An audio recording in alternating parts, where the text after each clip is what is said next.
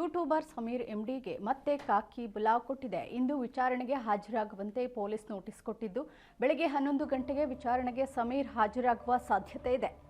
ನಿನ್ನೆ 5 ಗಂಟೆ ಕಾಲ ಯೂಟ್ಯೂಬರ್ ಸಮೀರ್ನ ವಿಚಾರಣೆ ನಡೆದಿದೆ. ಇನ್ನು ಚಿನ್ನಯ್ಯ ಜೊತೆಗಿನ ನಂಟು ಇದರ ಬಗ್ಗೆಯೂ ಕೂಡ ಪ್ರಶ್ನೆ ಕೇಳಿದ್ದಾರೆ ಕಾಕಿ. ಯೂಟ್ಯೂಬರ್ ಸಮೀರ್ಗೆ ನಿನ್ನೆ ಕೂಡ ವಿಚಾರಣೆ ನಡೆದಿತ್ತು. ಸಮೀರ್ ಎಂಡಿಗೆ ಮತ್ತೆ ಕಾಕಿ ಬುಲಾವ್ ಕೊಟ್ಟಿರುವಂಥದ್ದು. ಇಂದು ವಿಚಾರಣೆಗೆ ಹಾಜರಾಗುವಂತೆ ಪೊಲೀಸರು ನೋಟಿಸ್ ಕೊಟ್ಟಿದ್ದಾರೆ. ಬೆಳಗ್ಗೆ 11 ಗಂಟೆಗೆ ವಿಚಾರಣೆಗೆ ಸಮೀರ್ ಹಾಜರಾಗುವ ಸಾಧ್ಯತೆ ಇದೆ. ನಿನ್ನೆ 5 ಗಂಟೆಗಳ ಕಾಲ ಯೂಟ್ಯೂಬರ್ ಸಮೀರ್ನನ್ನ ವಿಚಾರಣೆ ಮಾಡಿದ್ದಾರೆ ಪೊಲೀಸರು. ಜೊತೆಗೆ ಈ ಮಾಸ್ಕ್ ಮ್ಯಾನ್ ಏನಿದ್ದಾನೆ ಚಿನ್ನಯ್ಯ, ಇವನ ಜೊತೆಗಿನ ನಂಟು ಇದ್ರ ಬಗ್ಗೆ ಕೂಡ ಸಾಕಷ್ಟು ಪ್ರಶ್ನೆಗಳನ್ನ ಕೇಳಿದ್ದಾರೆ ಕಾಕಿ.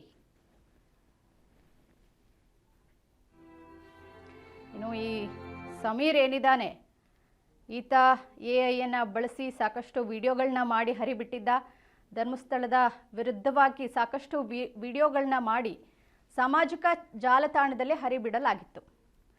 ಇದ್ರ ಬಗ್ಗೆ ಈಗ SIT ಅಧಿಕಾರಿಗಳು ಪೊಲೀಸರು ತನಿಖೆ ಮಾಡ್ತಾ ಇದ್ದಾರೆ. ಈತನನ್ನು ವಿಚಾರಣೆಗೆ ಒಳಪಡಿಸ್ತಾ ಇದ್ದಾರೆ. ನಿನ್ನೆ ಈತ ಹಾಜರಾಗಿದ್ದ ವಿಚಾರಣೆಗೆ ಇಂದು ಕೂಡ ಹಾಜರಾಗುವಂತೆ ಪೊಲೀಸರು ಸೂಚನೆ ಕೊಟ್ಟಿದ್ದಾರೆ.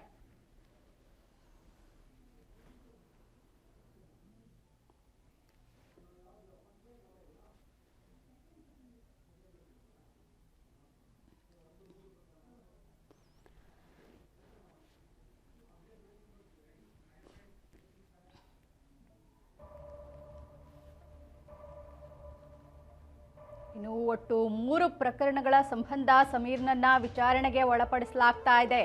ಬೆಳ್ತಂಗಡಿ ಠಾಣಾ ಪೊಲೀಸರಿಂದ ಸಮೀರ್ನ ತೀವ್ರ ವಿಚಾರಣೆ ನಡೀತಾ ಇದೆ.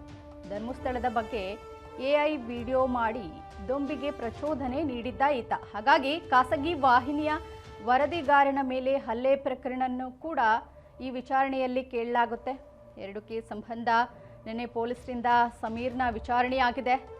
ಇನ್ನು ಉಜಿರೆಯ ಆಸ್ಪತ್ರೆ ಬಳಿ ಗಲಾಟೆ ಸಂಬಂಧ ಕೂಡ ಸುಮೋಟೋ ಕೇಸ್ ದಾಖಲಾಗಿತ್ತು. ಇದಕ್ಕೂ ಸಂಬಂಧಪಟ್ಟಂತೆ ಇಂದು ವಿಚಾರಿಸುವ ಸಾಧ್ಯತೆ ಇದೆ.